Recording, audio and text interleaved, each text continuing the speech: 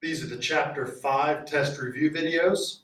These first 5 are all dealing with the compound interest formula, which, just a reminder, is A equals P, 1 plus R over N raised to the NT power, okay? And you have to be very careful to read the actual question given each time. In this first problem, it says if you deposit $11,000 at 2% annual interest compounded quarterly, what would the compound interest formula be? So it just wants the formula. So we list out all the things we know.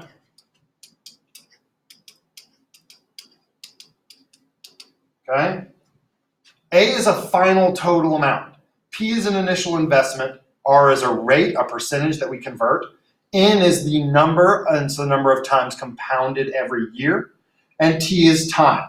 So we read back through the problem with that in mind. If you deposit $11,000, that's an initial starting amount, $11,000. Okay? At 2% annual interest, that's a rate, but we don't leave it as a percentile. We take the decimal that was invisible and we move it 2 places to the left, giving us our decimal of 0.02.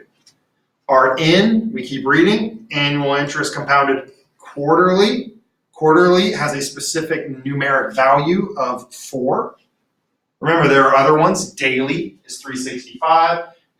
Monthly is 12. Semi-annually is 2. And annually is 1. Okay? And then finally we look and we read the rest of the way through. What would the compound interest formula be? Well, it didn't give us a final amount, and it didn't give us T. So we just write out the formula. A equals 11,000. 1 plus a rate of 0.02. So that kind of looks like a 6. Over N, which is 4, raised to the 4t power. You can have a multiply symbol in here if you would like. It is not necessary though. 4 times t. Okay. If you put a number out in front of a variable, it is assumed to be multiplication. Number 2, if we deposit an amount at 2.7 annual compounded semi-annually, how much money, so that's my question, how much money will be in account after 5 years? So we list out everything we know.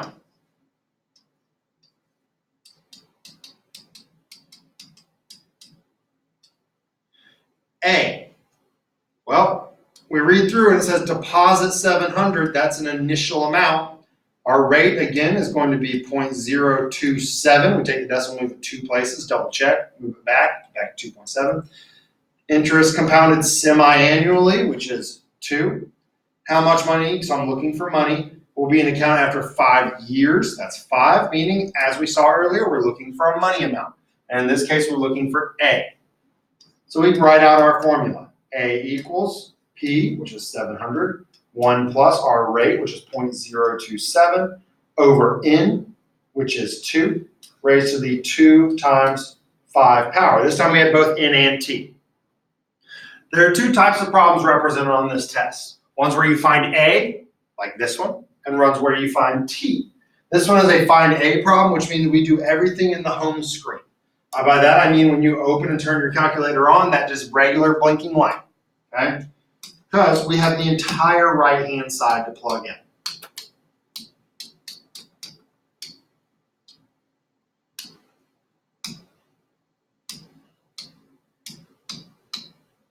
So once we do all that, we press enter, we find that A, the left side, equals this number. And people have been asking all day about rounding. You round appropriately. In this case, we were looking for money. So we are going to round this to 2 decimal places. That would be 845, because that is $800.45. On to number 3, we have a lot of same information on number 3 that we were given on the first one, but a couple little things changed around. 700 was still deposited. Our interest rate is still 0.027, and it's still compounded semi-annually. But this time it says how long, which means I'm probably looking for some amount of years until the account has $1,200. So it gave me the final value I was looking for, $1,200. And T is what we do not know. So we set this all up again. It is 1200 equals 700 times 1 plus our rate of 0.027 over 2 raised to the 2 times t power, or just 2t power. So this is the second type of problem. And on these second types of problems, we have to do them by graphing them, okay?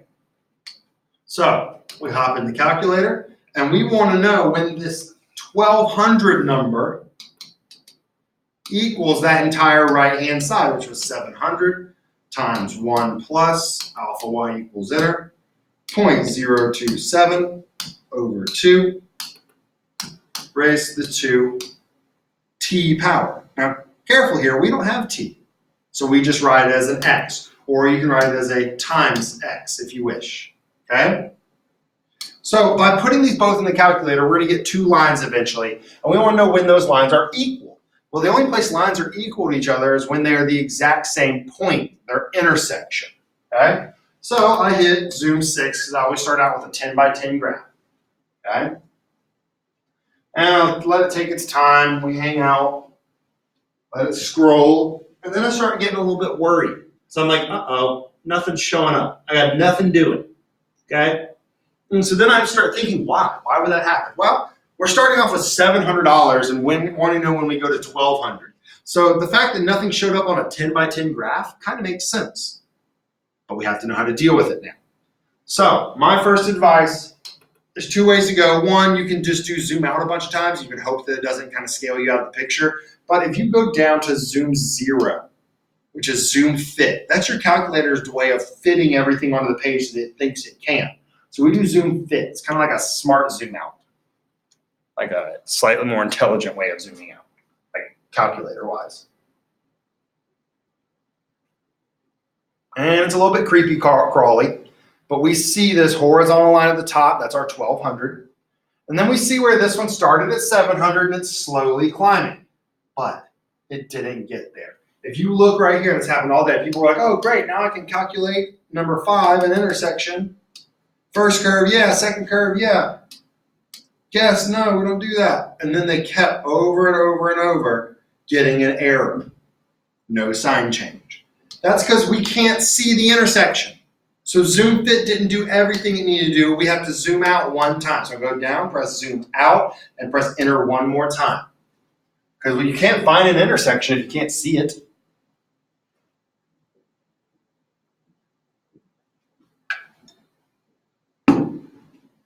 And there we have it, our two lines crossed. So we can now calculate the intersection. Second trace, number 5, enter, enter, enter. So we found that at 20.097281 years, we will be at $1,200. Round this appropriately. Rounding this appropriately is probably rounding it to 20 or to one decimal place, which is 20.1 years. Okay? So if you're sitting there thinking it was 20, please know that on the test it's probably going to be rounded to one decimal place. If it's not, don't let that distract you either. Okay? If it was just rounded to 20 years, that's fine. Okay? Perfectly fine. Number 4, Greenville has a population of 45,000. Well, that sounds like a starting amount to me. Okay? So if I'm listing out all my information, I'm thinking we're probably starting with 45,000 people here. Its population is, oh, big word here. Not big as in long, but big as in important. Decreasing at a rate of 12.3%. Well, first off, 12.3%, that's in percent land, and we got to go to decimal land. So I got to hop that thing over to be 0.123. But because this is decreasing, it makes my rate negative.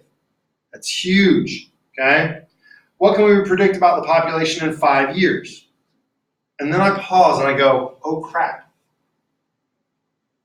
I'm missing something, obviously. Guys, we've never had to find n. N is always given to us. And it's in your notes. It says, if you're doing a population product, you can assume n to be 1 unless told otherwise. Because we don't measure population all that often. In fact, most general consensus or most census that we take are every 10 years to the best of my knowledge. So we're not going to be measuring population daily.